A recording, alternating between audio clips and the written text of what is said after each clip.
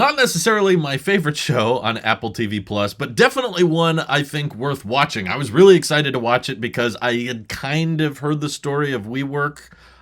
This was the only show I watched on Apple TV Plus, I think, that was a true story. But I knew vaguely a little bit about it, but I wanted to know more. And we had the free trial for a while, so I was like, hey, let's watch it, and then after the fact, we can look up documentaries or look up articles to see how accurate it is. But regardless of how accurate it may be, I still just think it's an amazing story. It's kind of like watching a train crash in slow motion. It's like, it's horrible, but you can't look away. But I think it's so, like, such good commentary on today's times, because there's so many startups and there's so many hype words in the tech space and new companies that are trying to figure out what their valuation is or what they're worth and what the potential could be for their future. And you hear a lot about it, not just in the startup space, but you hear about it in just big tech or by existing automakers of what the possibilities are for the future. We're going to grow and we're never going to stop growing. And you really get that identity of like a cyberkinetic collective of ideas of what a company is. And I think what really made WeCrashed such an engaging show, regardless of the truth behind it, is the cast, particularly Jared Leto and Anne Hathaway here. The other cast members did a great job. I thought that it was scripted well. And it apparently was based on also like a podcast about the story as well. So it was the first I'd heard of like a podcast adaptation into a TV show. So obviously it's probably just going to be the one season. That I kind of like that though, because it means you're not really committed to multi-season. Oh, I wonder what happens next. And there's a lot of shows these days, particularly with streaming services, where you feel like they don't know how to wrap it up. If a show is really popular, they can't conclude it because they need you to keep paying for the service. They want you to come back, which is kind of ties into my thoughts about Trying. I thought Trying could have ended on season 3, but it sounds like they want to keep it going, probably because it's popular. This is a true story, so you kind of have to probably just call it once you wrap it up.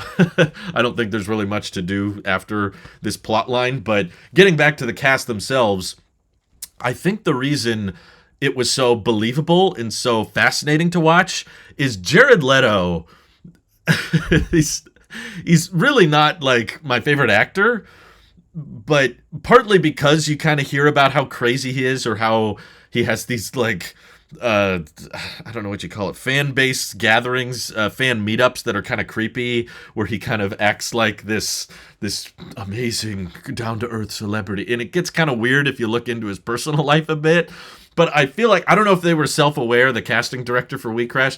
It feels like they knew that Jared Leto's genuine personality in the real world fits almost so perfectly with the character he's portraying in this show. It's as if he's a method actor. It's like he can summarize that persona of someone that really is just, for the lack of a better term, just BSing, bologna sandwiches is what I mean. But he's like BSing so many people. So many are convinced that he knows what the next big thing is. He knows that this shared workspace concept is going to take off. He's going to make so much money. This is basically the Uber of office space and that type of thing. And this is the future, and we're going to be bigger than Facebook, and we're going to be bigger than everybody. And they turn into WeWork labs and start trying to get a tech company valuation so that they could get more investors on board.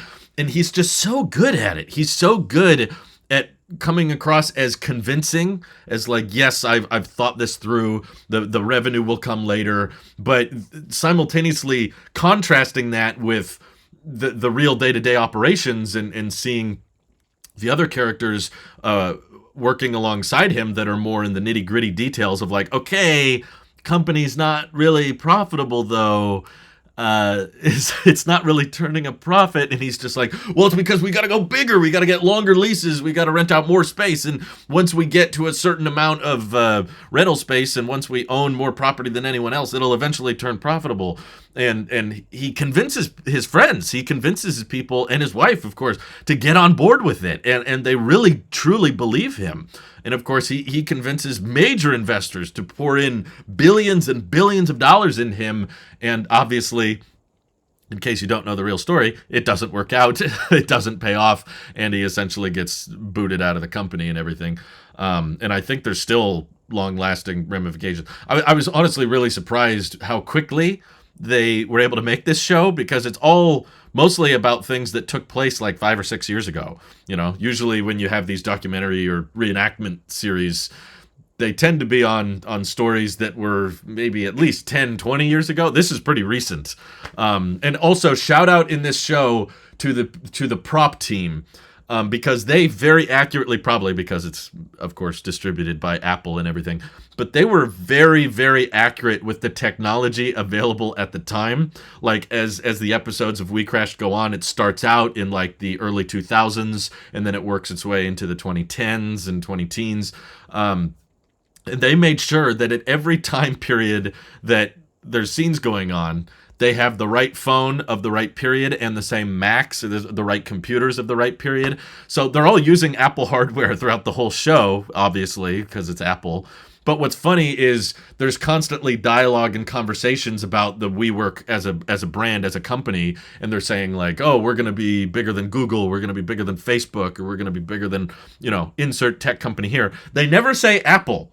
They pretty much never acknowledge Apple as a company, but they're constantly using Apple hardware throughout the entire show. It felt a little weird, like the script couldn't acknowledge Apple because that would get too meta, but the hardware is all over the place. They're all using Apple hardware. But also, if you listen to the way these real people that they're portraying in the show talk and act, Anne Hathaway did an incredible job emulating the voice.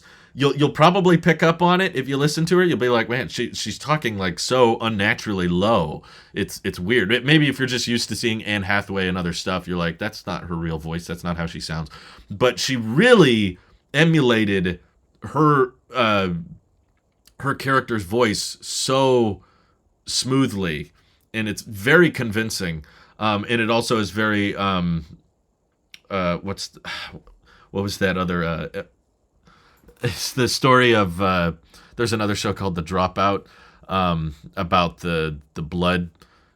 I'm blanking on her name, but the lady that scammed a bunch of investors into thinking that she could. You'll comment it down below. The lady that convinced people, Theranos, the Theranos documentary. That they had found a way to do blood testing for way cheaper. She was caught in interviews having a much higher pitched voice that was her real voice, but in all of her investment discussion and all of her time on camera, she uses a way lower voice. And it felt like that's kind of what Anne Hathaway was doing, was trying to emulate that. If I talk in a lower pitched, it'll sound like I'm smarter than I am, and the amount of power that he gives her, she wants to turn into this We Learned like education side of the business, and just seeing how that unfolded, and the desire for authority. Both of them, they're both fairly toxic for each other, but they both, because they're so toxic and they both have this desire for authority and power, they're kind of perfect for each other. Which is why it was such a fascinating character study, in my opinion, watching this show. It was like both characters extremely flawed. It's kind of inverse of trying. They're relatable and likable characters with flaws. Ted Lasso is like, they're likable, but I would say less relatable, and they don't have that many real flaws. These characters are just, rotten, it feels like, from the core, and yet they're not likable, but they're still interesting to watch the dynamic of how their marriage works as they get into parenthood, and as the company grows, their desire for more power. It was just such a multi-dimensional character, seeing how they lie to each other, or see how they go against each other's wishes, but still ultimately stay together, even when they probably shouldn't. They have this mutually beneficial, toxic relationship. Very complicated, very original, it felt like. And that's why I guess it's so interesting to watch, because it's true, at least aspects of it are very true, and that just keeps you wanting to watch more. And it's not a family friendly show by any means, and It's not one with a happy ending by any means, but I just think that the casting director in particular knew exactly who would portray these characters properly, and it was well scripted, well shot. Prop department again, good job staying on top of the time period that they took place in, and emulating. If you go after, watch this show first, in my opinion, and then watch documentaries and videos about how the true story actually unfolded. There are definitely some differences between the show and reality, but still, watching the show first is fascinating because the whole character dilemmas are too they're like too human to be faked. This is like the kind of show that I don't think would have worked as a fiction, because you couldn't recreate people's natural faults this well. Like, you just know it's a true story, even though you probably would know it's a true story even if it wasn't. You could just tell, yeah, that sounds like something I've heard of, or that sounds like a startup company that would get in trouble or what have you. And also, just when you go and watch the documentaries after the fact, very educational, but also showcases how close they were in the show to replicating a lot of the photo shoots, a lot of the sets, a lot of the headquarters that they took place in. They really replicated it well.